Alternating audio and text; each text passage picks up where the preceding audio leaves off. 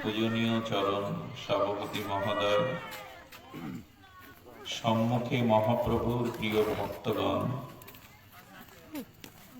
ঠাকুরের শ্রীমায়ের চরণাশ্রিত আদর্শ অনুরাগী ভক্তবৃন্দ, মাতৃমণ্ডলী, সকলকেই সশ্রদ্ধ দণ্ডবৎ প্রণতি।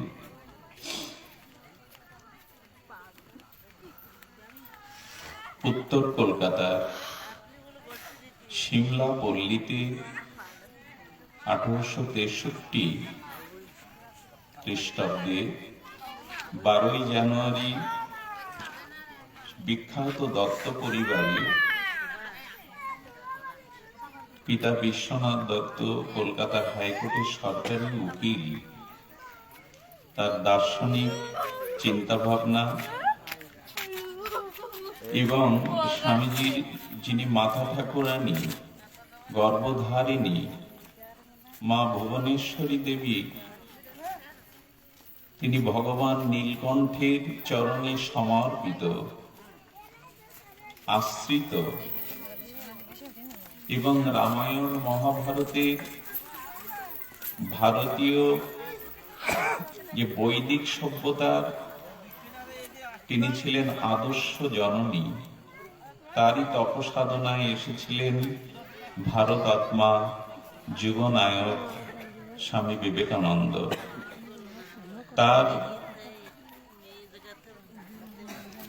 অমৃতময়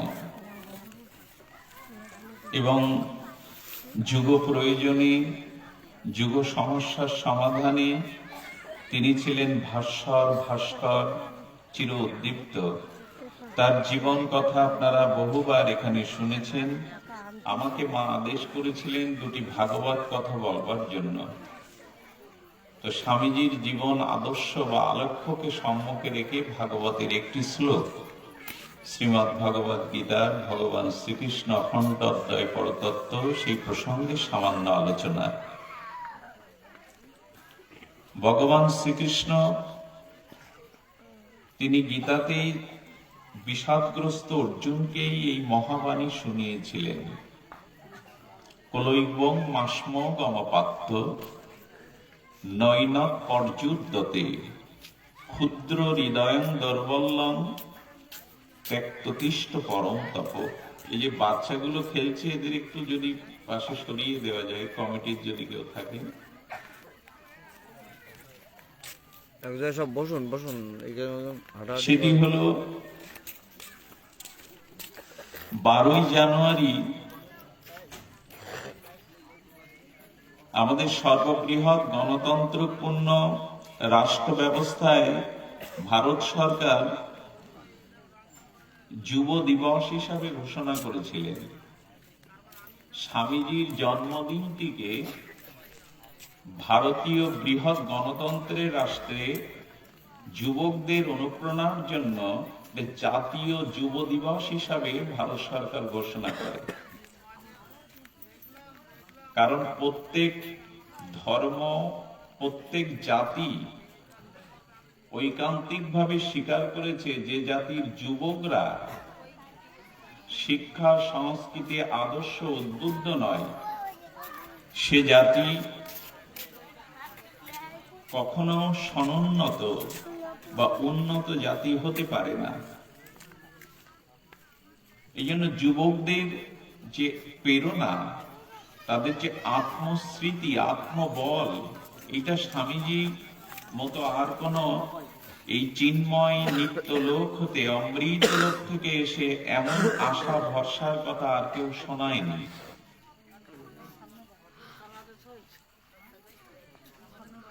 স্বামীজির প্রেরণা ভারতীয় অন্তরাত্মার স্বরূপ চেতনা এমন করে বুঝে আর কেউ প্রচার প্রসার উপলব্ধি করেনি। এই জন্য যোগাচার্য স্বামী ভারত সূর্য, ভারত আত্মা, এই মহা অধিনায়ক, তিনি যুবকদের আবেগকে, প্রেরণাকে তিনি উদ্বুদ্ধ করতে পেরেছিলেন এবং সেই আদর্শের পতাকা তলে মহাত্মা গান্ধী, কবিগুরু রবীন্দ্রনাথ, কবীন্দ্র নেতাজি সুভাষ বসু থেকে শুরু করে বাল গঙ্গাধর তিলক, ঋষি অরবিন্দ, রোমারোলা, এদের মতো ভারতীয় বা পাশ্চাত্য দার্শনিকরা এক বাক্যে বলে গিয়েছিলেন, ভারতের এই অন্তরাত্মাকে ক্ষুদ্র হৃদয়ের দুর্বলতা ত্যাগ করে তার স্বরূপের জাগরণের এত বড় মহামন্ত্র আর কেউ শোনায়নি। স্বামীজির একটা বাণীর উপরে আমি একটু সামান্য ভাগবত তার সাদৃশ্য রেখে একটু বলবার চেষ্টা করছি। স্বামীজির জীবনে সব থেকে একটি মন্ত্র উদ্বুদ্ধ করেছিল, উত্তেষ্টিত জাগ্রত প্রাপ্য পরাণন নিবেদত। ওঠো, জাগো, লক্ষ্যে পৌঁছানো না পর্যন্ত থেমো না।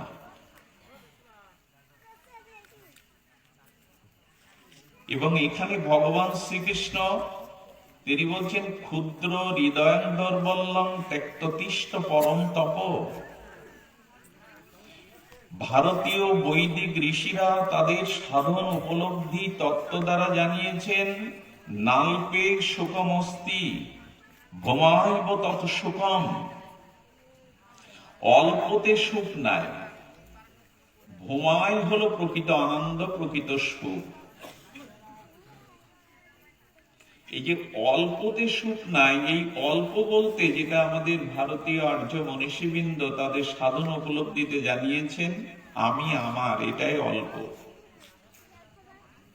10 ফুট বাই 10 ফুট চার দেয়ালের ঘরের মধ্যে আমার পিতামাতা, আমি, স্ত্রী, পুত্র খেয়ে পরে হেসে হাসিয়ে মেখে জীবনটা কাটাতে পারলেই বুঝি জীবন সার্থক। এই চিন্তাকেই বলা হয় অল্প।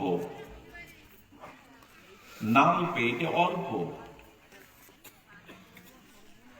আর এই ব্যক্তিকেন্দ্রিকতাকে ছাড়িয়ে যখন বিশ্বজনীনতায়, বেশটিকে ছাড়িয়ে যখন সমষ্টির মঙ্গল চিন্তায় মানুষ উদ্বুদ্ধ হয়, তাকে বলে বিস্তার, তাকে বলবে ভোমা।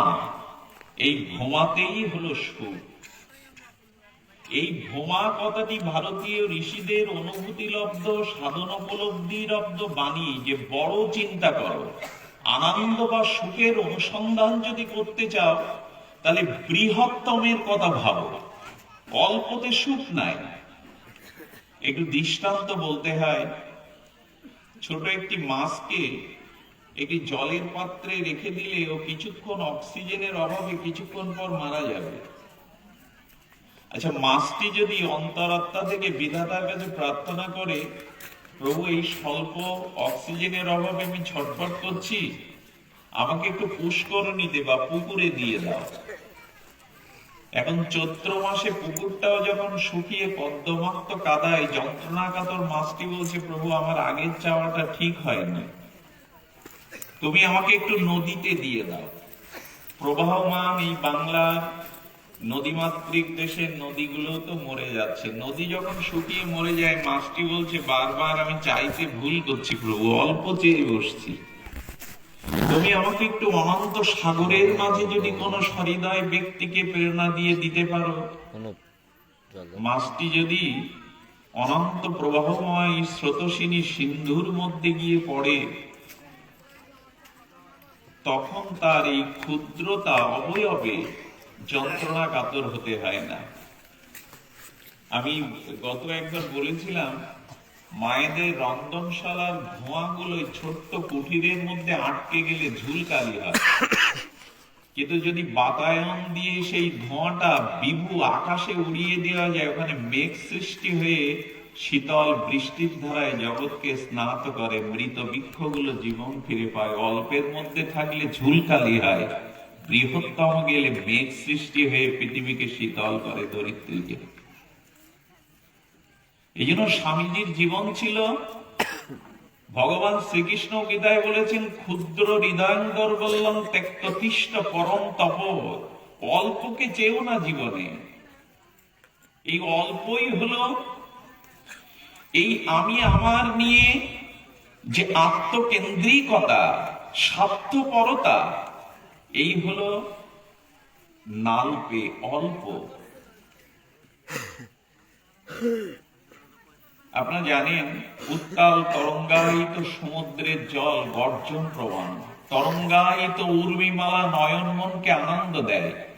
আচ্ছা, সমুদ্রের সেই অতল স্পর্শী সমুদ্রের তরঙ্গায়িত জলকণাটা আপনি যদি ছোট্ট একটা মাটির পাত্রে ওইটা আবদ্ধ করে রাখেন, তরঙ্গ উঠবে তো, ঢেউ খেলবে তো? সমুদ্রের জলে যা যা উপাদান আপনি ছোট একটা পাত্রের মধ্যে যে স্রোতস্বিনী সমুদ্রের উত্তাল তরঙ্গায়িত উর্মিমালা ঢেউ থেকে জলটা তুললেন, ওই ঘটের মৃত্তিকার ঘটের মধ্যে ক্ষুদ্র অবয়বের মধ্যে জলটা তরঙ্গ হবে তো, ঢেউ হবে তো? হতে পারে না। এই জন্য অল্পের মধ্যে সুখ নাই।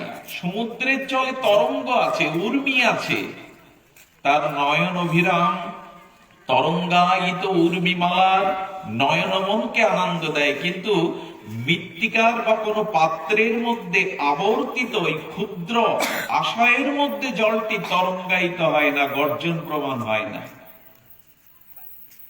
এই জন্য অল্পতে সুখ নাই। আপনি দেখবেন কোন প্রজ্বলিত প্রদীপ দেবালয় একটু বাতাস লাগলে নিভে যায়। কারণ বনে আগুন লাগলে বাতাস লাগলে নিবে তো বাবা? ক্ষুদ্র প্রদীপটি সামান্য বাতাসে নিবাপিত হয় কিনা? কিন্তু যখন বনে আগুন লাগে তখন বাতাস লাগলে নেবে তো, ওটা আরো। স্বামীজি বলতে চেয়েছিলেন এই ক্ষুদ্রতাকে পরিহার করো।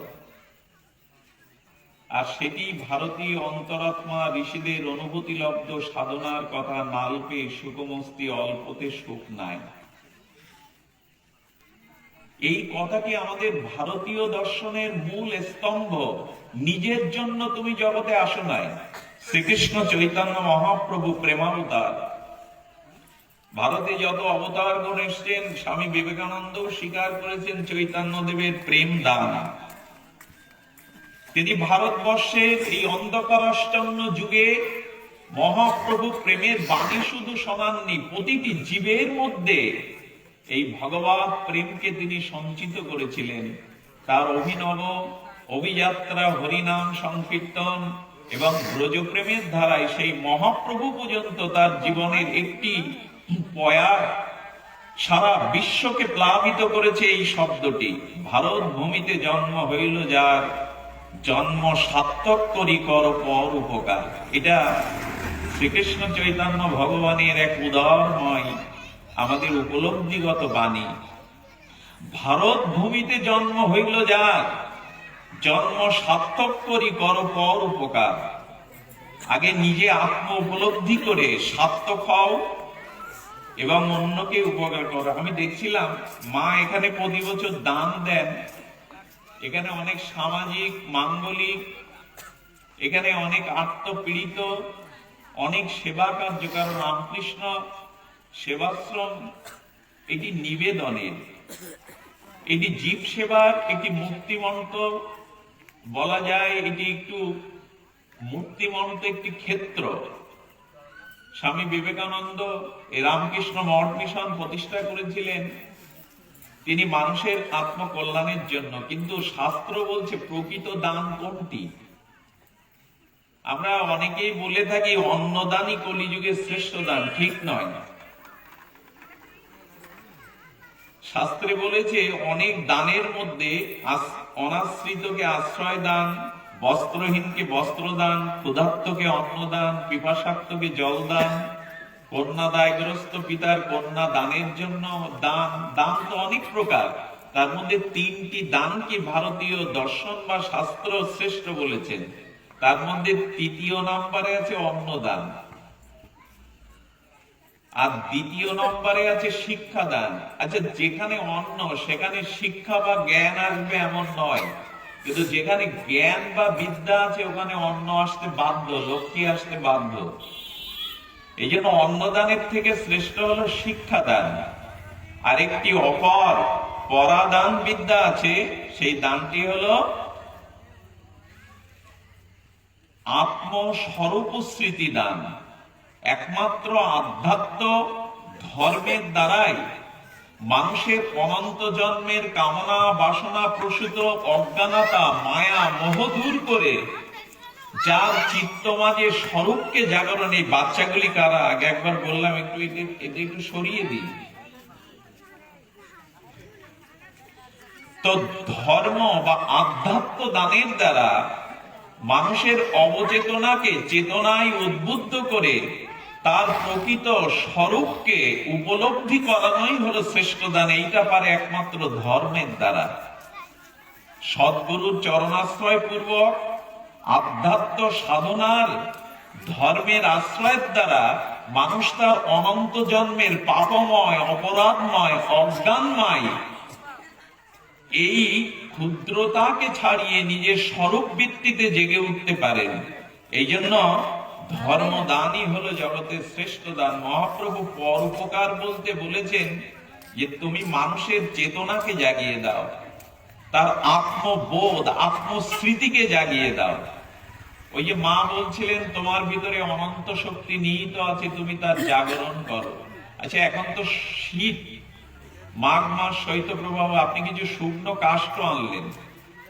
এই শুকনো কাষ্ঠের পরে হাত রেখে যদি দাবি করেন অগ্নি, কাষ্ঠের মধ্যে নিহিত অগ্নি আছে, আগুন আছে কিনা? সব কাষ্ঠের মধ্যেই আছে।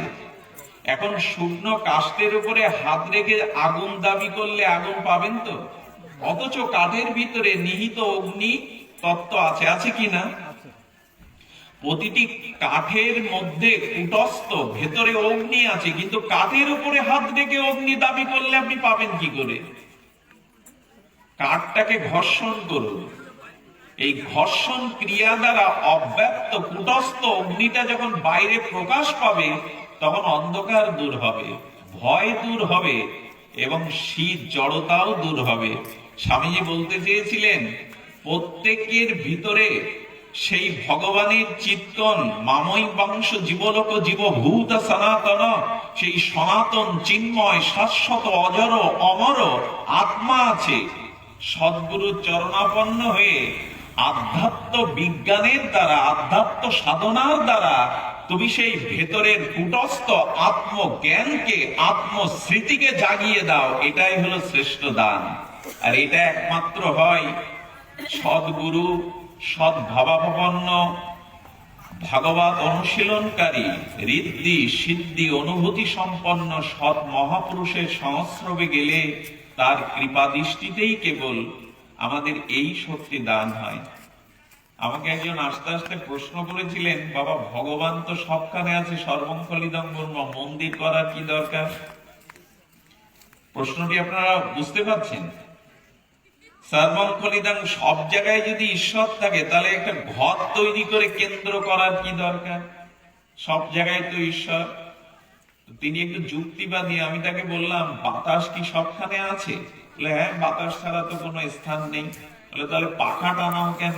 ইলেকট্রনিক পাখার দরকার কেন? বাতাস তো সব জায়গায় আছে। বাতাস ছাড়া তো কোনো জায়গায় স্থান খালি নেই। তখন বলছেন হ্যাঁ, বাতাস সবখানে আছে, কিন্তু বাতাসের এই ইলেকট্রনিক পাখাটা, বৈদ্যুতিক পাখাটা চালালে বাতাসটা খুব ঘনীভূত হয়ে পাওয়া যায়। সবখানে বাতাস আছে, কিন্তু উপলব্ধি পাখার মধ্যে হয়। আমি বললাম তেমনি আমাদের ভারতবর্ষের মঠ মিশন গুলো তেমনি। ঈশ্বর সবখানে আছে, কিন্তু তার মূর্ত প্রকাশ হলো, অনুভূতি পাওয়া যায় শ্রী মন্দিরে, শ্রী গুরুচরণে গেলে।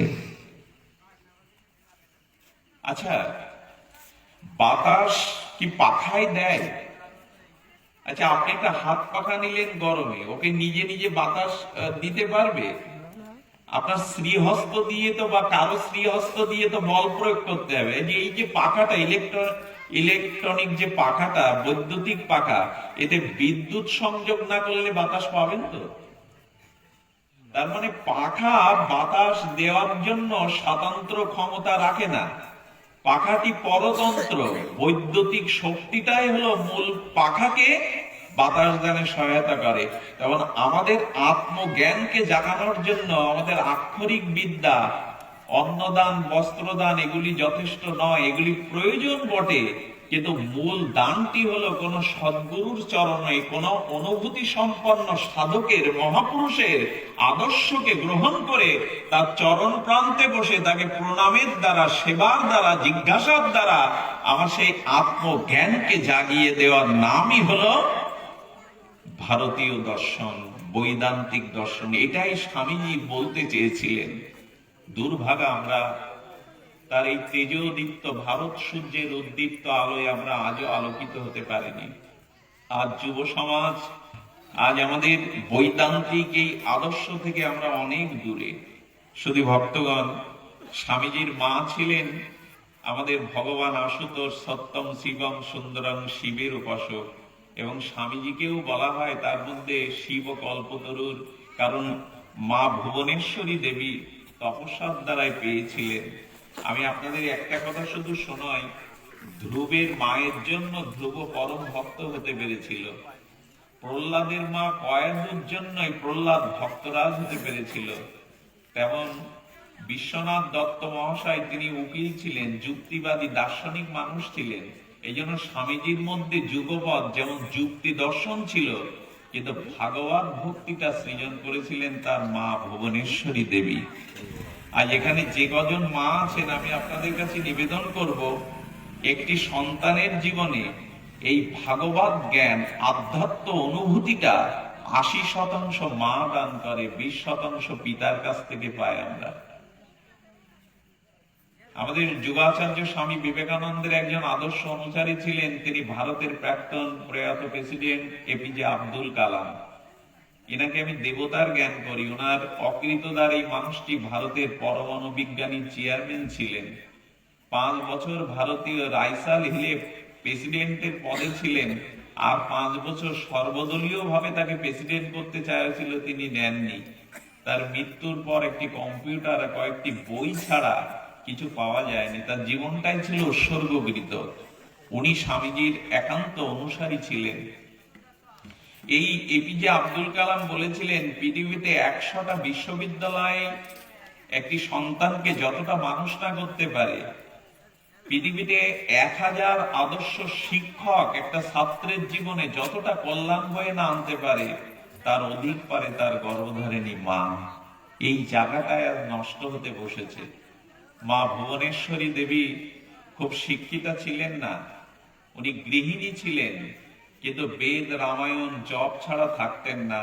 আর নীল রুদ্র ভগবান শিবের কাছে প্রার্থনা করতেন বারবার, তোমার মতো একটি সন্তান জগতের কল্যাণে তুমি আমার গর্ভে দাও। এই তপস্যাটাই থেমে গেছে। জাগতিক আক্ষরিক বিদ্যা, সার্টিফিকেট, আমাদের আর্থিক উন্নতি, এগুলি প্রকৃত উন্নতি নয়। যদি এই জাতিকে শ্রেষ্ঠ, আজকে 200 বছরে একজন বিবেকানন্দ, একজন স্বামী প্রণবানন্দ, একজন অনুকূল ঠাকুর, একজন বিদ্যাসাগর মহাশয়, এরা আসছে না। এই না আসার কারণই হলো আমাদের ভারতীয় গারস্থ আশ্রমিক জীবন যাপন এখন নষ্ট হতে বসেছে। এই জন্য আমরা মূল কথাগুলিকে বাদ দিয়ে চলে যাই। সেই মূল কথা হলো আদর্শ। মাতা পিতারই কর্তব্য হলো জাতিকে একটি সুসন্তান প্রদান করা। শুধু ভক্তগণ, আমি আলোচনার বিস্তারিত সময় না নিয়ে বলেছিলাম, আত্মকেন্দ্রিকতাকে ছাপিয়ে বিশ্বজনীনতাই হলো স্বামীজির আহ্বান ছিল। এবং প্রথমেই তিনি যুবকদেরই এই আহ্বান করেছিলেন। কিন্তু আজ কি বলবো, আমার সামনে যারা বসে আছে তারা যুবক যুবতীদের সংখ্যা নেই বললেই চলে, হাতে গোনা। আমাদের মাছগুলি, মানে মাছগুলি ধরা হয় নেট জালে। নেট মানেই তো জাল। আমার মনে হয় যে মাছগুলি নেট জালের ভিতরে যেমন ছটফট করে, ওরাও মানুষকে একটা অভিশাপ দিয়েছিল। সেই অভিশাপটা হলো, আমি যেমন এই জালের মধ্যে আটকে ছটফট করছি, আগামী প্রজন্ম এই নেটের মধ্যে আটকেই ছটফট করবে।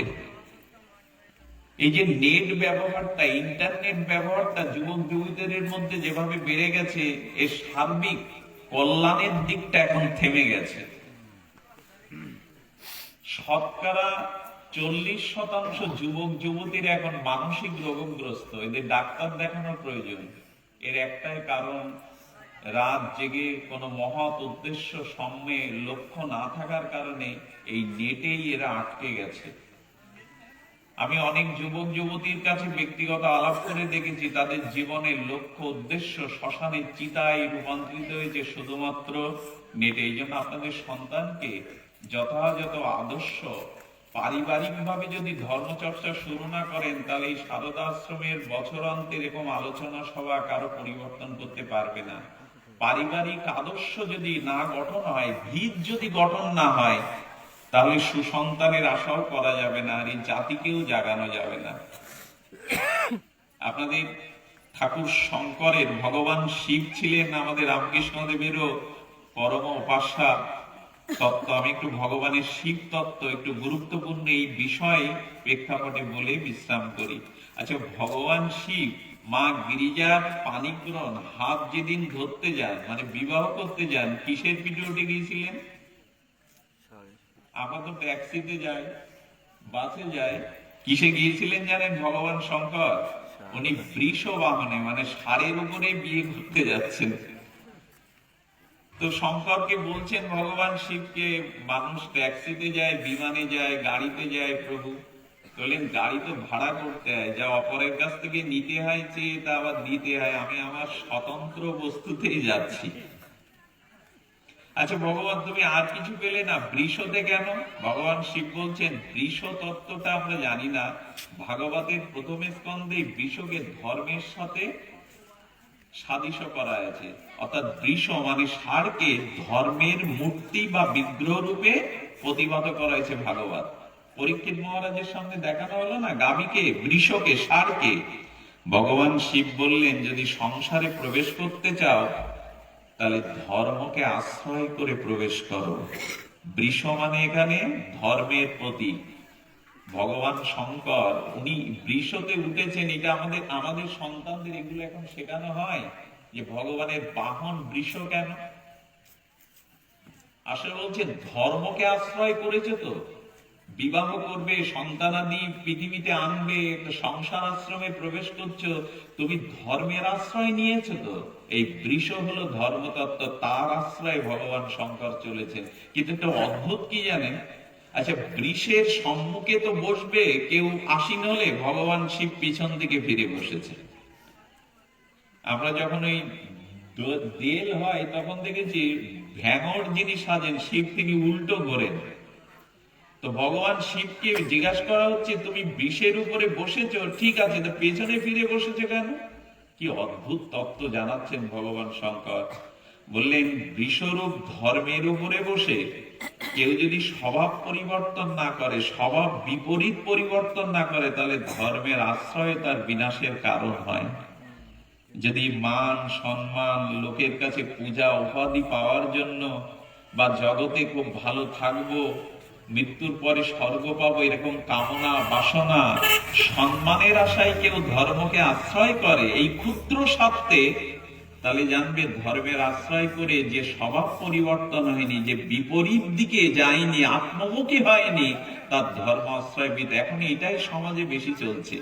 আমরা ধর্মের নামে কত কি করছি, কিন্তু নিজের স্বভাবকে, নিজের চেতনাকে আমরা পরিবর্তন করছি না। ভগবান শঙ্কর বলছেন আর একটা কারণ আছে আমার পেছন ফিরে বসা। কি কারণ? তো বর তো আগে যায়, বরযাত্রী তো পিছনে। আমার বরযাত্রী কারা জানো? স্বয়ং বিষ্ণু, ব্রহ্মা, দেবতারা। তো যদি সংসারে চলতেই হয়, তবে ভগবানের দিকে বিমুখ হয়ে থেকো না, ভগবান মুখী হয়ে থাকো। ভগবান শঙ্কর আরেকটি অভূতপূর্ব তত্ত্ব বলেছেন।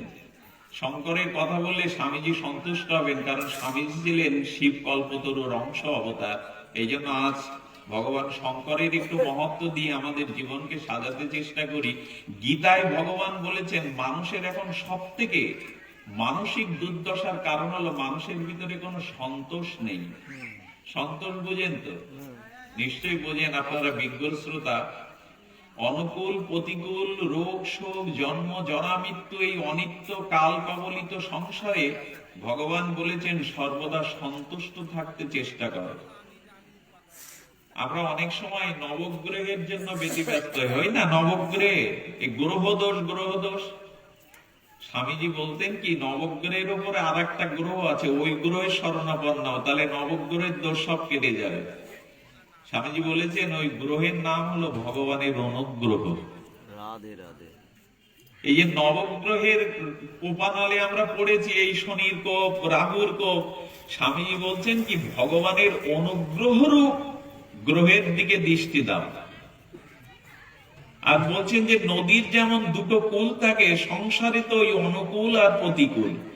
সংসারের নদীর কুলের নাম হলো অনুকূল আর প্রতিকূল। এর স্রোতের মধ্যে তুমি থেমে যেও না। দুঃখ আছে, মৃত্যু আছে, জরা আছে, ব্যাধি আছে। স্বামীজির জীবনে খুব কম পেতে হয়েছিল। হাড়িতে ভাত নেই, মা কি খেতে দেবে? স্বামীজি বললেন আমার বন্ধুর বাসায় নিমন্ত্রণ আছে, মা আজ বাড়ি খাবো না। তিনি কলকাতার নগরীর দ্বারে দ্বারে একটা চাকরির জন্য হাত পেতে পেতে তিনি ক্লান্ত হয়ে কখনো রাতে এই ল্যাম্পপোস্টের নিচে কোনো বিল্ডিং এর ধারে স্বামীজি ঘুমাতেন। তার জীবনে একটা কাজের জন্য ভাবিকালের স্বামী বিবেকানন্দ, বিশ্বজয়ী পুরুষ, তিনি ফুটপাতে কাটিয়েছেন না খেয়ে কতদিন। এই জীবনের মধ্যে মা একদিন সকালে বলছে, কাকে ডাকিস তুই? যে ভগবান বিধবার অশ্রু মোছাতে পারে না, অন্ন জোগাতে পারে না, সেই ভগবান ভগবান করে তুই কি পাবি? এটা তার রামকৃষ্ণদেবকেও তিনি বলেছিলেন, ঠাকুর ধর্ম করে কি হবে যদি বিধবা মায়ের অশ্রু ঘুচানো না যায়, মুখে অন্ন না দেওয়া যায়? কিন্তু স্বামীজি মায়ের কাছে চাইতে পারেননি। একটা অভিনব দৃষ্টান্ত এই ঘটনা। স্বামীজিকে বারবার মঙ্গলবার দিন মা আনন্দময়ীর কাছে, ভবতারিণীর কাছে রামকৃষ্ণ পিঠে চড় দিয়ে পাঠিয়েছিলেন, যা নরে না, যা চাইবি মা দেবে, কল্পতরু মা। স্বামীজি শেষে কাঁপতে কাঁপতে অশ্রু জলে বলেছিলেন, মায়ের সামনে গিয়ে কিছু চাওয়া হলো না, তবে চেয়েছি বিবেক দাও, বৈরাগ্য দাও, জ্ঞান দাও, যাতে জগতের সেবা করতে পারি। তো আমাদের চাওয়াটা কি? এই দুঃখময় যন্ত্রণাময় সংসারে সন্তুষ্ট যেন কেনচিৎ, গীতায় বলেছেন সব অবস্থায় সন্তুষ্ট থাকতে চেষ্টা করে। একটা অভিনব এই দৃষ্টান্তটা ভগবান শঙ্করের। আচ্ছা বাবা, সন্তুষ্ট থাকা যায় কি করে? রোগে, শোকে, অপমানে, অভাবে, অনাটনে, লাঞ্ছনায় কি করে সন্তুষ্ট থাকবো? ভগবান শিব বলছেন আমার দিকে তাকাও। আচ্ছা, ভগবান শিবের গলায় কি আছে? নীলকণ্ঠ মানে বিষ আছে তো, না? ভগবান শিবের গলায় কি? নীলকণ্ঠ মানে বিষটা তার কণ্ঠে আছে। আর কি আছে? আর ভগবান শিবের মাথায়, ওনার নাম চন্দ্রশেখর, মাথায় আছে চন্দ্র। চন্দ্র মানে চাঁদ, চাঁদ থেকে সুধা ঝরে। অর্থাৎ ভগবান শিব বলছেন এরই নাম সংসার, এর মধ্যেই সন্তুষ্ট থাকো। আমার কাছে বিষও আছে, অমৃত আছে। চাঁদ মানে সুধা, চাঁদে তো সুধা ঝরে। আচ্ছা রাখুন, ভগবান শিবের ত্রিনেত্রে এই আজ্ঞাচক্রে এখানে অগ্নি স্ফুলিঙ্গ বেরোয়। কামকে পুড়িয়ে দিলেন না ভগবান শঙ্কর? এইখানে আগুন আছে। আর মাথার উপরে কি আছে? স্রোতস্বিনী গঙ্গা। বলছে জল আগুন আমার একসাথেই একচা আছে, কিন্তু আমি নীরব, আমি শান্ত। পৃথিবীতে এমন দৃষ্টান্ত আর কোন ভগবানের মধ্যে নাই। উনি মাথায় রেখেছেন প্রবাহিনী কলকল শব্দে গঙ্গাকে, আর উনি এই কপালে রেখেছেন অগ্নিকে। জল আর আগুন একসাথে, চন্দ্রের সুধাকর অমৃত আর কণ্ঠে নীলকণ্ঠ বিষ। বারে বলেন এটাই তো সংসার, আমাকে দেখে শেখো, সন্তুষ্ট থাকতে চেষ্টা করো। আচ্ছা বুঝলাম, ভগবানের কণ্ঠে আর একটা আছে সর্প, সাপ আছে। আর গণেশের বাহন কি বাবা? ছোট ছেলে গণেশের বাহন কি? মুশিক, ইঁদুর। তো ইঁদুর বারবার বলছেন গণেশকে, প্রভু আপনার বাবার গলা থেকে সাপটা নেমে আসলেই তো আমি শেষ। বলে ইঁদুর আর সাপ এক জায়গায়, কিন্তু কেউ কারো ক্ষতি করছে না। ভগবান শঙ্কর বললেন প্রতিকূল অবস্থাকে নিয়ন্ত্রণ করে সন্তুষ্ট থাকতে চেষ্টা করো। আচ্ছা, কার্তিকের বাহন কি? ময়ূর। ময়ূরের সাথে শত্রুতা কার? সাপের। তোরা সর্বভূক প্রাণী, সাপ খায়। কার্তিকের ময়ূর বলছে ইঁদুরকে, ভয় পাস না, একবার নিচে নামলে হয়, আমি ওকে ধরবো। ভগবান শিব বলছেন না, এর মধ্যেও সব শান্ত, আমি শান্ত করে রেখেছি। আচ্ছা, ভগবান শিবের পেছনে কারা আছে? আমরা বলি কি আমার প্রতিবেশী ভালো না, আমার ভাই ভালো না, আমার স্ত্রী ভালো না। ভগবান শিব বলছেন আমার পেছনে আছে সব ভূত প্রেত, ওরা তো চেঁচামেচি করছে, উৎপাত করছে, কিন্তু আমি যোগেশ্বর, আমি যোগে বসেছি। এইগুলো থাকবে জগতে, আপনার জন্য আলাদা কোনো শান্তিময় জায়গা তৈরি করবে না বিধাতা, এর মধ্যেই আপনাকে সন্তুষ্ট থাকতে হবে। উনি বলছেন ভূত প্রেত আছে, তারপরেও আমি শান্ত। আচ্ছা, ভগবান শিবের বাহন বৃষ, আর মা দুর্গার বাহন কি? এরা দুটো এক জায়গায় থাকে তো, সিংহ আর গরু। ভগবান বললেন এখানেও আমি শান্ত। অর্থাৎ আপনার রিপুগুলোকে, ইন্দ্রগুলিকে যদি আপনি শান্ত করতে পারেন, তখন আপনি সন্তুষ্ট হবেন। গাড়ি বাড়ি দিয়ে, সুন্দরী রমণী দিয়ে, টাকা পয়সা দিয়ে শান্তি পাওয়া গেলে ওরা পেত। ন ধনং ন জানং সুন্দরীং কবিতাং বা জগদীশ কাময়ে। মহাপ্রভু বলছেন ধন জন স্ত্রী পুত্র বিত্ত বৈভবের মধ্যে সন্তুষ্টি নাই, আনন্দ নাই। আনন্দ আছে নিজের রিপুগুলোকে, প্রতিকূলতাগুলোকে এমনি করে যদি তুমি জয় করতে পারো। ভগবান শঙ্করের এই সন্তুষ্ট যেন কেনচিৎ, এই আদর্শটি আমাদের সামনে স্বামী বিবেকানন্দ বারবার বলেছে, জীবনে যত প্রতিকূলতা আসুক, যত ঝড় দৈন্য অভাব আসুক, তুমি স্থির থাকো। এইটি পেয়েছিলেন ভগবান শঙ্করের এই মহামন্ত্র থেকে। তিনি জগতে সন্তুষ্ট যেন কেনচিত, এর মধ্যে দিয়েই জগতে তিনি সন্তুষ্ট চাইতে থেকেছিলেন। আমাদের স্বামীজি খুব ভালোবাসতেন রামায়ণ। তার রামায়ণের একটি কথা বলি, এই আদর্শটা বলেই আমি পাঠ বিশ্রাম করব। অভূতপূর্ব শিক্ষা স্বামীজি রামায়ণকে ফিরিয়ে আনতে বলেছিলেন। আমি মাকে অনুরোধ করব আশ্রমে একটু রামায়ণ পাঠের ব্যবস্থা করার। এই রামায়ণ বা মহাভারতের শিক্ষাগুলি আজ সারা বিশ্বের শিক্ষাবিদগণ চেষ্টা পাচ্ছেন যেগুলো ফিরিয়ে আনার। আচ্ছা চলুন আমরা একটু সামান্য একটু আস্বাদন করি রামায়ণের রীতিকথা বলেই পাঠ বিশ্রাম করব। আচ্ছা, লঙ্কা, এই যে পুরো লঙ্কাটা, এই লঙ্কাটাকে, লঙ্কা নগরীটা সোনার। আচ্ছা, সোনার কোন লঙ্কা হয় নাকি? এখানে তুলসীদাস গোস্বামী বলছেন আমাদের এই মনুষ্য জন্মটা, মানব জন্মটা, মনুষ্য দেহটা, এটা স্বর্ণের থেকে মূল্যবান, দুর্লভ, সুদুর্লভ। আচ্ছা বাবা, একটু লক্ষ্য করুন, লঙ্কা নগরীটা ঘেরা ছিল কি দিয়ে? সমুদ্র দিয়ে। তো তেমন বলছেন এই দেহরূপ স্বর্ণ লঙ্কা, এই লঙ্কার পাশে আসে সংসার রূপ সমুদ্র। সমুদ্রটা পাড়ি দেওয়া খুব সহজ নয়। আচ্ছা, আমাদের এই দেহরূপ লঙ্কা নগরীতে আর এই সংসার সমুদ্রকে পাড়ি দিয়ে আমাদের ভগবানের চরণে পৌঁছাতে গেলে কি আদর্শ এখানে আছে একটু লক্ষ্য করবেন। হনুমান যখন লঙ্কাতে গিয়েছিলেন, তখন তিনি খুঁজছিলেন এখানে প্রভুর কোনো ভক্ত নেই। তো হনুমান জানালেন এই লঙ্কাপুরীতে একদিকে যেমন রাবণ আছে, একদিকে যেমন কুম্ভকর্ণ আছে, আর একদিকে বিভীষণ আছে, আছে না বাবা? তেমন বলছেন আমাদের এই দেহের মধ্যেও কুমতিরূপ বিভীষণ আছে, আর কুমতিরূপ কুম্ভকর্ণ আছে, রাবণ আছে, আবার সুমতিরূপ আমাদের জীবনে বিভীষণ আছে। এখানে আদর্শ বলতে তুলসীদাস গোস্বামী বলছেন, আচ্ছা বিভীষণকে কে জাগিয়েছিল? রামের গুণগাথা শুনে তাকে উদ্বুদ্ধ করেছিল হনুমান। অর্থাৎ আমাদের ভিতরে যে সুবুদ্ধি গুলো আছে, এটা জাগানোর জন্য সৎসঙ্গ দরকার, ভক্ত কৃপা দরকার। ভক্ত কৃপা না পর্যন্ত বিভীষণ রামের চরণে যথাযথ নিবেদন করেন, উনি হনুমানের সঙ্গ পেয়েছিলেন কিছুক্ষণ। এই জন্য আপনার জীবনে যে সুবুদ্ধিটা আছে, এটা কাজে লাগাতে গেলে আপনাকে ভক্ত সঙ্গ করতে হবে, ভাগবত সঙ্গ করতে হবে। হনুমানের সঙ্গ ব্যতীত বিভীষণ উদ্বুদ্ধ হয়নি।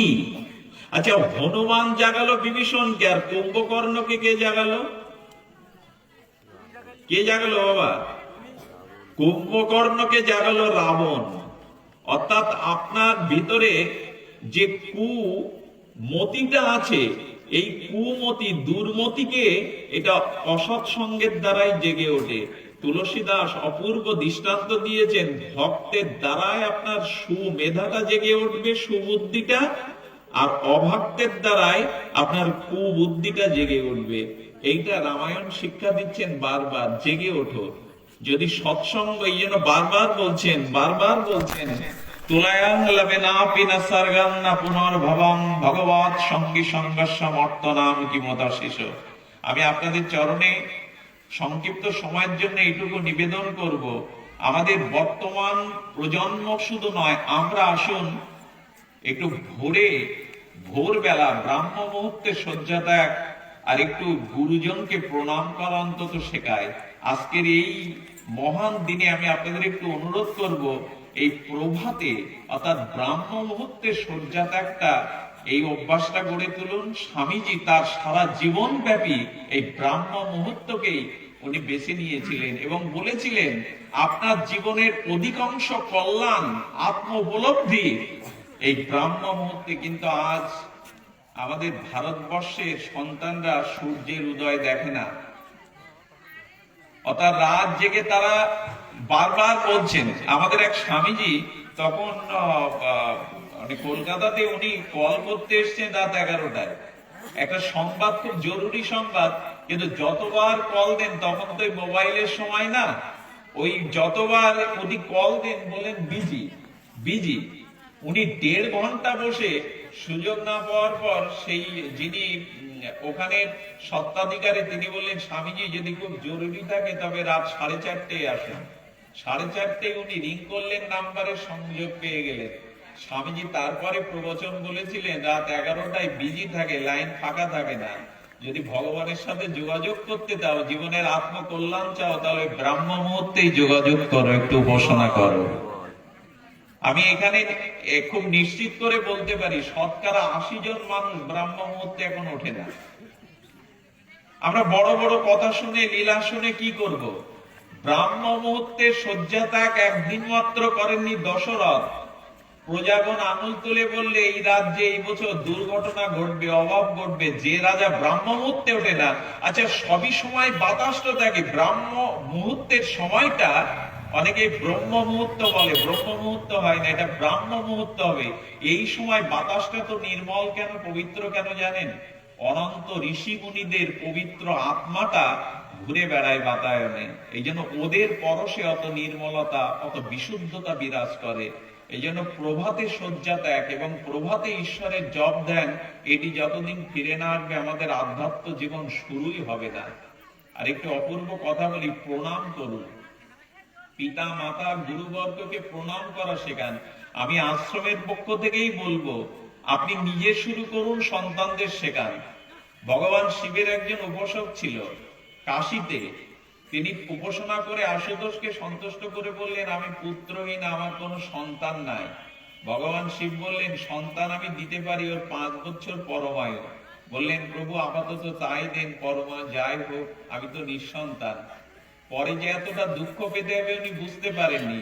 4 বছর বয়স হয়ে গেল, শশীকলার ন্যায় সন্তান সুলক্ষণযুক্ত বেড়ে উঠল।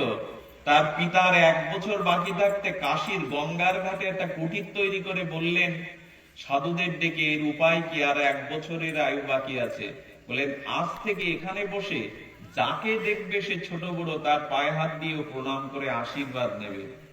1 বছর পূর্তে 3 দিন বাকি ছিল। এটা শিব পুরাণের এক অপূর্ব ঘটনা। 3 দিনের মাথায় সপ্ত ঋষি আসলো, অস্ত্রী, পুলস্ত, বশিষ্ঠ, এরা সপ্ত ঋষি কাশীতে এসছেন ভ্রমণ করতে। ওদের দেখে সাষ্টাঙ্গে ছেলেটি প্রণাম করেছে, আয়ু বাকি আছে 3 দিন। সপ্ত ঋষি মাথায় হাত দেখে বললেন চিরঞ্জীবী ভব, চিরজীবী হও। ছেলেটার বাবা তখন কাঁদছে, ঋষিগণ আপনারা যে আশীর্বাদ করলেন ওর আয়ু মাত্র বাকি আছে 3 দিন। বলো কে ওকে বেঁধে দিয়েছিল? আমি বললো সাক্ষাৎ ভগবান শঙ্কর। বললে তাহলে তো আমরা ফেসে গেছি। চিরঞ্জীবী ভব বললাম, ভগবান শঙ্কর ওর আয়ু মেপে দিয়েছেন, আর কয়দিন বাকি আছে? 2 দিন। ঋষিরা বললেন ওকে আমাদের কাছে দিয়ে দিন। তাড়াতাড়ি ওকে নিয়ে গিয়ে এই সপ্ত ঋষি ব্রহ্মা লোকে গেলেন। প্রজাপতি ব্রহ্মার নিকটে গিয়ে ঋষিরা শিখিয়ে দিলেন আমরা যখন প্রণাম করব পেছন থেকে তুইও লুটিয়ে পড়ে প্রণাম করবি ব্রহ্মাকে। ব্রহ্মাকে যখন সপ্ত ঋষি প্রণাম করেছেন, সপ্তর্ষিবৃন্দ, ছেলেটাও লুটিয়ে পড়েছে। ব্রহ্মা হাত তুলে বলছেন চিরঞ্জীবী ভব। তখন ঋষিরা বলছেন, প্রভু আপনিও ফেসে গেলেন। আরে আপনার উপাস্য ভগবান শঙ্কর ওকে আয়ু দিয়েছেন 5 বছর আর 1 দিন বাকি আছে। ব্রহ্মা বলছে, সর্বনাশ, ভগবান শঙ্কর এই পরমায়ু দিয়েছে, কিন্তু আমি তো চিরঞ্জীবী ভব বললাম, বলে আমরাও ওই ফেসে গেছি, আমরাও ওকে চিরঞ্জীবী ভব বলেছি। বলে বাকি আছে আর কয়দিন আয়ু? বলে 1 দিন। বলে চলো, যার কাছে গেলে সব সমস্যার সমাধান হবে তার কাছে যায়। ভগবান শিবের কাছে গিয়ে প্রণাম করেছে, প্রথমে ব্রহ্মা, তারপরে সপ্তঋষি, তারপরে ওই ছেলেটি প্রণাম করে ওকে শিখিয়ে দিয়েছে প্রণাম করবে। এই দেখুন প্রণামের কি মহিমা। গীতায় ভগবান বলেছেন, তদ বিদ্ধি প্রণিপাতেন পরিপ্রশ্নেন সেবায়া, প্রণাম করো। উনি যখন ভগবান শঙ্করকে প্রণাম করেছেন, শঙ্কর ব্রহ্মা সপ্তর্ষিবৃন্দের সাথে ছেলেটাকেও বলেছেন চিরঞ্জীবী ভব। ব্রহ্মা বললেন, প্রভু আপনার বরে দিয়েছেন, আপনি ফেসে গেলেন। আরে ওর আজকেই তোর শেষ দিন, আপনি ওকে আয়ু পেয়ে দিয়েছিলেন। বলো, ও সেই কাশির সেই ছেলেটা, আমি তোকে 5 বছর আয়ু দিয়েছি ওর পিতাকে, আজকে ওর শেষ দিন। আচ্ছা তোমরা এক কাজ করো, আমি তো চিরঞ্জীবী ভব বলেছি, আমার কাছে থাকতে দাও। মৃত্যুর মুহূর্তে ভগবান শঙ্কর ওর মাথায় হাত দিয়ে নাম জপ, রাম নাম জপ করতে বলছেন। সঙ্গে সঙ্গে যমদূত এসে ভগবান শঙ্করকে প্রণাম করে বলছেন, প্রভু আপনি না ছাড়লে তো আমার নেওয়ার অধিকার নাই। তখন বলছে, কেন নেবে? বলে, ওই তো আপনি বলেছিলেন 5 বছর পরমায়ু ওর ফুরিয়ে গেছে। ভগবান শঙ্কর বলছেন, আচ্ছা পৃথিবীর 1 ঘন্টা সমান চাঁদে যখন বিজ্ঞানীরা যায়, তখন দেখলো পৃথিবীর 73 ঘন্টার সমান চাঁদের 1 ঘন্টা। আপনারা নিশ্চয়ই জানেন পিতৃলোকের 1 দিন সমান পৃথিবীর 365 দিন। ভগবান শিব বলছেন কি, ওর যে 5 বছর পরমায়ু বলেছে, এটা তোমার হিসাবে না আমার হিসাবে? যমের মাথা ঘুরতে শুরু করেছে। যম বলছে, আমি যে হিসাবে করি। বলে শোনো, সত্য ত্রেতা দাপার কলি, এই 4 যুগ মূলে হয় 1 দিব্য যুগ। 71 দিব্য যুগে 1 মন্বন্তর, আর 14 মন্বন্তরে ব্রহ্মার 1 দিন, আর ব্রহ্মার এরকম 14 কল্প অবতারে আমার হয় মাত্র 1 দিন। আমার হিসাবে 5 বছর, না তোমার হিসাবে 5 বছর। রাধে। কথাটি বুঝতে পারলেন? ব্রহ্মার 10টা জন্ম, মানে সত্য ত্রেতা দাপার কলি 4 যুগ মিলে হয় 1 দিব্য যুগ, আর 71 দিব্য যুগে 1 মন্বন্তর, 14 মন্বন্তরের ব্রহ্মার 1 দিন। এরকম 10 বার ব্রহ্মার আয়ু শেষ হবে, ব্রহ্মা সৃষ্টি হবে, তবে ভগবান শিবের হবে কেবল 1 দিন। বলছেন এই আয়ুতে এই 5 বছর ওকে ধরো। যম প্রণাম করে বলছেন, প্রভু ব্রহ্মাও 10 বার মরবে, কিন্তু ও মরবে না। হ্যাঁ, দেবতারা 10 বার মরবে, কল্প মরবে না প্রভু। ভগবান শঙ্কর বললেন, মহাপ্রলয়েতেও তোর মৃত্যু নেই। এই ছেলেটার নাম মার্কণ্ডেয়, মহর্ষি মার্কণ্ডেয়। আমরা প্রণাম করা শেখাই। 1 প্রণামের দ্বারাই কৃষ্ণ বলছেন, ভগবান শিব বলছেন, 1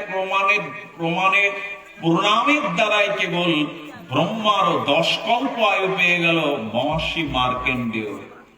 এত কথা হচ্ছে, এত আলোচনা হচ্ছে, এত যাগযজ্ঞ হচ্ছে, ঘরের প্রণামটা পর্যন্ত আমরা পিতামাতাকে করি না, এবং আমাদের সন্তানদেরকে এই আদর্শ শেখায় না। জামাই ষষ্ঠীতে দেখেছি বড় শাড়ি নিয়ে শাশুড়িকে পিঠের উপরে দাঁড় করিয়ে প্রণামের কি ঘটায়, কিন্তু মাকে।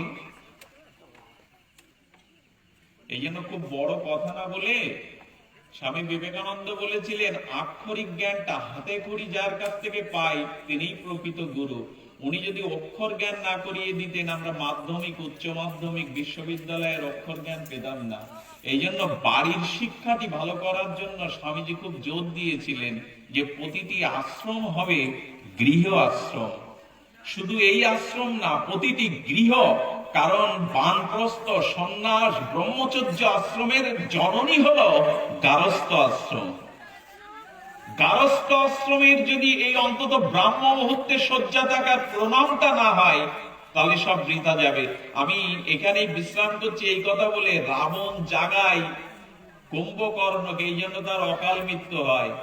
আর বিভীষণকে জাগায় হনুমান, জীবনে যদি কল্যাণ চান, আত্মোপলব্ধি চান, ভক্ত সঙ্গ করুন, সাধু সঙ্গ করুন। স্বামীজির এক সঙ্গীতেই, কেশব সেনের সভাতে, ব্রহ্ম সভাতে স্বামীজির এক সঙ্গীতেই ঠাকুর কাঁপছেন। রামকৃষ্ণ বিবেকানন্দকে প্রথম থেকে বলছেন, তুই সপ্ত ঋষির এক ঋষি, জগতের মহা কল্যাণের জন্য তোর জগতে আগমন, এতদিন কোথায় ছিলি? ঠাকুর জড়িয়ে ধরে কাঁদছেন। ঠাকুর চিনতে পেরেছিলেন এই কিশোর সাধারণ নয়, এই সপ্ত ঋষির এক ঋষি। এই জন্য উনি তো স্বামী বিবেকানন্দের জীবনে তার বৈচিত্র্য বিচিত্র জীবন, এক সময় তিনি ঈশ্বর বিশ্বাসী ছেড়ে দিয়েছিলেন। কারণ দেবেন্দ্রনাথ ঠাকুরের কাছে গিয়ে, কেশব সেনের কাছে গিয়ে তিনি ব্রাহ্ম ধর্ম গ্রহণ করেছিলেন, এবং ব্রাহ্ম ধর্ম হলো নিরাকারবাদের উপাসনা। নিরাকারবাদেই প্রায় চলে গিয়েছিলেন উনি, কিন্তু ঠাকুর রামকৃষ্ণ তার উপলব্ধি করিয়েছিলেন, আমি দেখেছি কি রে, তোকে যেমন দেখছি ঈশ্বরকে দেখেছি, তোর সাথে যেমন কথা বলছি। উনি উন্মাদ ভেবেছিলেন, কিন্তু ঠাকুরের একটা চরণের স্পর্শেই তিনি বিশ্ব ব্রহ্মাণ্ডের সত্তাকে উপলব্ধি করে বলেছিলেন, না, জীবনে সদ্গুরু সৎসঙ্গের আশ্রয় ব্যতীত কারো জীবনে আত্মকল্যাণ হতেই পারে না। এটাই ছিল স্বামীজির আদর্শ। আপনি উপরে উঠতে চান, একটা ধরার চাই, তো সিঁড়ি চাই। অর্থাৎ বৃক্ষকে লতা অবলম্বন না করলে উপরে উঠবে কি করে? এই জন্য সার কথা স্বামীজি বলেছেন, সাধু সঙ্গরূপ আছে পান্থ ধাম, শ্রান্ত হলে সে তা করিও বিশ্রাম। ওগো, তুমি যদি পাপে নিমজ্জিত হয়ে থাকো, অসৎ সঙ্গে নিমজ্জিত হয়ে থাকো, সাধু সঙ্গে এসো, এখানে বিশ্রাম নাও। আচ্ছা, অদরজায় কি আছে? লঙ্কায় তো অদরজায় কি আছে? যে ঘরে রাম বাস করতে মন্থরারূপ কুবুদ্ধিও আছে, আবার ভরদ্রূপ সুবুদ্ধিও আছে। এখন লক্ষ্য করবেন, যখন রামের বনবাসের কইকেয়ী চেয়ে নিলেন মন্থরার এই কুমন্ত্রণার দ্বারা, তখন ভরতের চোখে ঘুম নেই, উনি খাচ্ছেন না প্রভুর বনসভাপে বলে।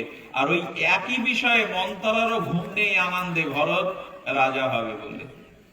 এই জন্য বলছেন, কইকেয়ীকে কুপদগামী করলো মন্থরা, আর ভরত তিনি এই ভগবত আদর্শ সাধু সঙ্গ পেয়ে তিনি ভগবান রামচন্দ্রের চরণে নিজেকে নিবেদন করলেন। এই জন্য আপনাদের কাছে নিবেদন, আমাদের এই দেহ লঙ্কায়, এটা সমুদ্র তো পাড়ি দেওয়া সম্ভব না। এই জন্য প্রয়োজন হলো আমাদেরকে একটু সাধু সঙ্গে, ভাগবত কথামৃত, সাধু সঙ্গামৃত আশ্রয় করা। এছাড়া দ্বিতীয় কোনো পথ খোলা হই হুল্লোড় করে কিছু হবে না। এত আলো, মনের আধার দূর হবে না। এই যে আলো দেখছেন, এত আলো, এতে বাইরের আধার দূর হতে পারে, কিন্তু অন্তরের আধার দূর হবে না। এই জন্য প্রতিদিন তো এই প্রণাম মন্ত্র ভারতের ঋষিরা বলেছেন, অজ্ঞান ত্রিবিরাংধস্য জ্ঞানাঞ্জন শোলকা। এত আলো, তো গুরুদেবের আলো কেন প্রয়োজন? প্রজ্ঞার আলো কেন প্রয়োজন? এটা সাধু কৃপা বা সদ্গুরুর চরণাশ্রয় ছাড়া আদৌ সম্ভব না। তাই আপনাদের কাছে নিবেদন যে সর্বতভাবে, আচ্ছা, হনুমান সুগ্রীবের রাজত্ব ছিল, তো সুগ্রীবকে বালি যখন তাড়িয়ে দিল, তার অধিকার কেড়ে নিল, তখন হনুমানের শক্তি কোথায় ছিল? হনুমান উদ্ধার করতে পারেনি।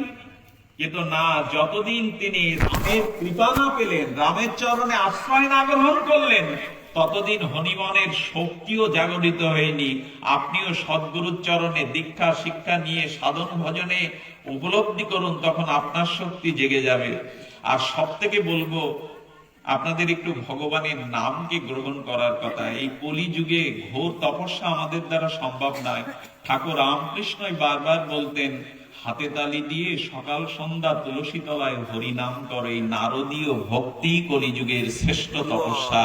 ঠাকুর রামকৃষ্ণ কথামৃতের পাতায় পাতায় দেখবেন, উনি নিত্যানন্দ আবেশে, মহাপ্রভুর আবেশে হরি নাম করছেন দক্ষিণেশ্বরে সুরধ্বনি গঙ্গার তীরে, এবং বারবার বলতেন, তোমাদের তপস্যা যার যোগ্য সম্ভব নয়, অল্প আয়ু, মূঢ় মস্তিষ্ক, মন্দমতি, তোমরা সরল প্রাণে হাতে তালি দিয়ে হরি নাম করো সকাল সন্ধ্যা। এটিও মহাপ্রভু বলেছেন, নাস্তেব্য নাস্তেব্য নাস্তেব্য গতিরন্যতা। হরি নাম ব্যতীত। হনুমানকে লক্ষণ বলছে, হনুমান তুমি লঙ্কায় পার হয়ে গেলে আমাদের সেতু দিতে হলো। লক্ষণ ঠাকুরকে হনুমান বলেছিলেন, প্রভু আমি লঙ্কায় যাইনি, বলে তার মানে তুমি লঙ্কায় যাওনি? বললো না। আচ্ছা, আমি লঙ্কায় গিয়েছি তার সাক্ষী তুলসীদাস গোস্বামী। তুলসীদাসকে বলছেন কি, আজকাল কোন প্রমাণ রাখার জন্য ছবি তোলা হয়। তা তুলসীদাস বলছেন, হনুমান যখন লঙ্কায় যায় আমি ছবি তুলেছিলাম আমার অক্ষরে, কিন্তু ছবি রিলটা যখন বের করলাম তখন দেখলাম হনুমান যাচ্ছে না লঙ্কায়, রাম নামই হনুমানকে নিয়ে যাচ্ছে। হনুমান যায়নি, নাম ওকে নিয়ে গেছে। রামচন্দ্র ভগবান তখন হনুমানকে বলছে, বুঝলাম আমার আংটি ছিল তোমার কাছে রাম নাম লেখা, আমার নামে তুমি গেছো, তো আংটিটা তো মাকে দিয়ে খালি হাতে এসেছিলে, পার হলে কি করে? বলে, প্রভু আমি অত বোকা না আপনার চরণ আশ্রয় করে, আমি পার হতে পারতাম না। হনুমানের এই কোনো শক্তি নাই, মা তার মুকুটটা আমার কাছে দিয়েছিলেন, ওতেও তোমার নাম লেখা ছিল প্রভু, তোমার নামই আমাকে পার করেছে, আবার নিয়েও এসছে, আমি তো পার হয়নি। কত বড় তত্ত্ব কথা হনুমানের, অর্থাৎ ভগবানের নাম যে রামচন্দ্রকে যেতে গেলে সেতু বাঁধতে হলো। আচ্ছা, রামচন্দ্র পাথর ফেলছেন, বলে তোরা কাজ করছিস আমি একটু করি, পাথরগুলো ডুবে যাচ্ছে। নল নীল বলছেন, প্রভু তোমার পাথরে আর একটা জিনিস যুক্ত করতে হবে, যেমন ইটের মধ্যে ইট দিয়ে সিমেন্ট দিতে হয়, মাঝখানে মশলা। নল নীল বলছেন, প্রভু ওই পাথর ভাসবে, আমাদের হাতেও ভাসবে, ওতে একটা জিনিস বাকি আছে, ওইখানে রাম নাম লিখে দিয়ে দিলেন, পাথরগুলো ভাসলো। এই হলো নাম মহিমা। হনুমান বলছেন, আচ্ছা ওখানে লক্ষ্মণ আবার একটা প্রশ্ন, উনি তো পেঁচিয়ে প্রশ্ন করছেন, লঙ্কা পোড়া লোকে তুমি যাওনি, তুমি আসনি লঙ্কা পোড়া লোকে?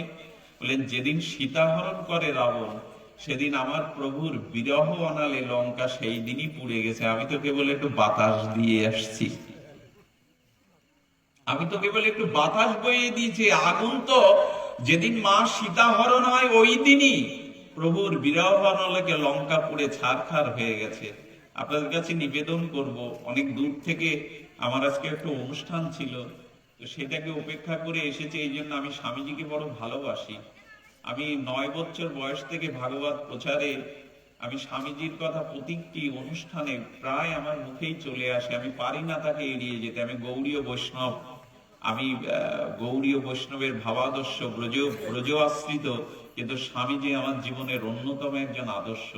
উনি সিংহ পুরুষ হয়ে এসেছিলেন, ভারতের অন্তরাত্মাকে জাগাতে চেয়েছিলেন, তার জীবনে তপস্যাও কম না। তিনি তার অন্তদিনে, তার শেষের দিনে, তার অন্তিম যাত্রায় 3 ঘন্টা সন্ধ্যাবেলায় ধ্যান করেছিলেন। বলেছিলেন, আমাকে কেউ ডাকবে না। নিজে হাতে করে ভগ্নী নিবেদিতাকে রান্না করে শুধু খাওয়াননি, উনি শক্তি সঞ্চারিত করে তার চরণ ধুয়ে দিয়েছিলেন, হাত ধুয়ে দিয়েছিলেন। এই হলো স্বামীজি। এবং তার ব্রহ্মরন্ধ্র ফেটে তিনি চির সমাধি যোগে এই জগৎ থেকে চলে গেছিলেন। আমরা যাই হোক, স্বামীজি এখনো আমাদের এই ভারত আত্মার, অন্তরাত্মার শুধু আশীর্বাদ নয়, তিনি আমাদের জাগ্রত স্বরূপ। আর তিনিই বলেছিলেন, একটু জপ ধ্যান করুন, শুধু হই হুল্লোড় করে আর এই যাগযজ্ঞ অনুষ্ঠান উৎসব করে খুব বেশি এগোনো যাবে না। এগুলো প্রয়োজন, কিন্তু জীবনের মূল প্রয়োজনটা হলো ক্ষুদ্র হৃদয়ন্তর কল্যাণ তেক্ততিষ্ঠ পরম তপ।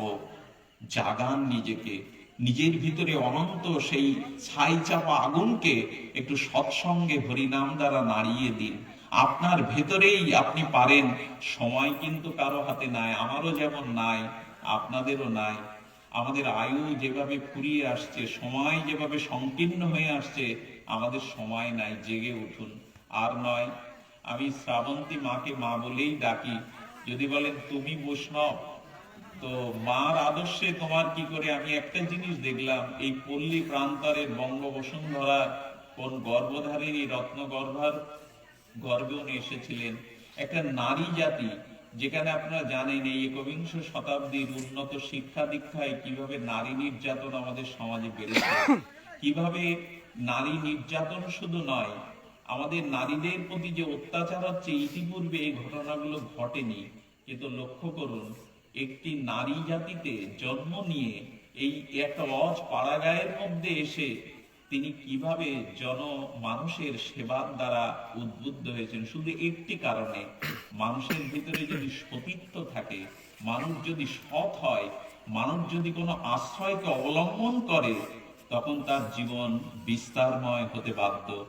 তো মা এই পল্লী প্রান্তরে মানুষের জন্য তার হৃদয়ে যেটুকু যেটুকু তার স্বামীজি যখন চিকাগোয় হোটেলে খাটে না শুয়ে তিনি নিজে ছটফট করে কাঁদছিলেন, শরৎ মহারাজ জিজ্ঞেস করেছিলেন, স্বামীজি আপনি কাঁদছেন কেন?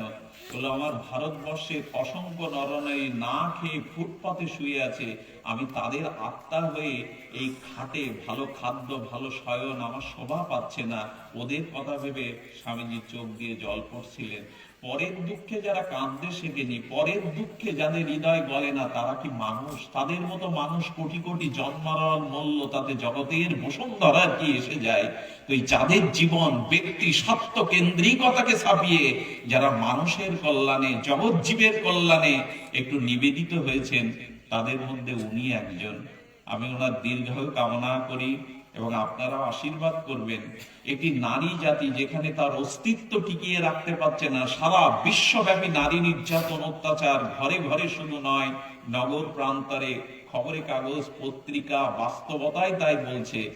কিন্তু একটি কথা আপনাদের বলি, সেটা হলো যদি কোনো সদ্গুরুর কৃপা থাকে, যদি সতীত্ব শক্তি অটুট থাকে, তাহলে একটা স্বর্গ গড়ে দিতে পারে একটা নারী। এই পৃথিবীর এক টুকরো স্বর্গই হলো একজন আদর্শ সতী নারী, সে কুমারী হোক, জায়া হোক, জননী হোক। আপনাদের কাছে নিবেদন করব, আশ্রমের দিকে দৃষ্টি রাখবেন। এগুলো আমাদের শিক্ষা কেন্দ্র, আধ্যাত্ম কেন্দ্র। আর মায়ের প্রতি একটু কৃপা দৃষ্টি রাখবেন, উনি যেন সুস্থ শরীরে আপনাদের এমনি করে সেবা দিতে পারেন। এখন যে পরিবেশ এখানে বিচারণ করছে, এখানে কেউ অসৎ চিন্তা করবার ক্ষমতা হারিয়ে ফেলবেন। এখন একটু মনের কান পাতুন এই বাতাসটায়, সাধু সঙ্গ হরি কথায়, এই হলো প্রাপ্তি। এখানে এখন যে বাতাসটা বইছে, এর মধ্যে কেউ অসৎ চিন্তা করবার ক্ষমতা রাখে না, কারণ হরি কথা সাধু সঙ্গের এটাই মহিমা। জয়যুক্ত হোক স্বামীজির আবির্ভাব তিথি, জয়যুক্ত হোক আজকের এই মাঙ্গলিক অনুষ্ঠান, জয়যুক্ত হোক আমাদের আত্মজয়, জয়যুক্ত হোক এখানে প্রতিটি ভক্তের আত্মজয়ী হয়ে আপনারা উদ্বুদ্ধ হন। আমার সাথে এসেছিলেন ধনঞ্জয় প্রভু, অদ্বৈত প্রভু, রাধাকুণ্ডের আশ্রিত। তারা আমার থেকে ভালো প্রবচন করতে পারেন, আমি আজ তাদের আনতে পারলাম না। তো সভাপতি মহোদয়কে শুভ সাধুবাদ জানিয়ে, মাতাজিকে প্রণাম করে, আপনাদের চরণে ভুলুণ্ঠিত দণ্ডবাদ প্রণতি জ্ঞাপন করে এখানেই হরিকথার বিশ্রাম। শ্রী গুরু প্রেমানন্দে হরি হরি বল। যোগাচার্য স্বামী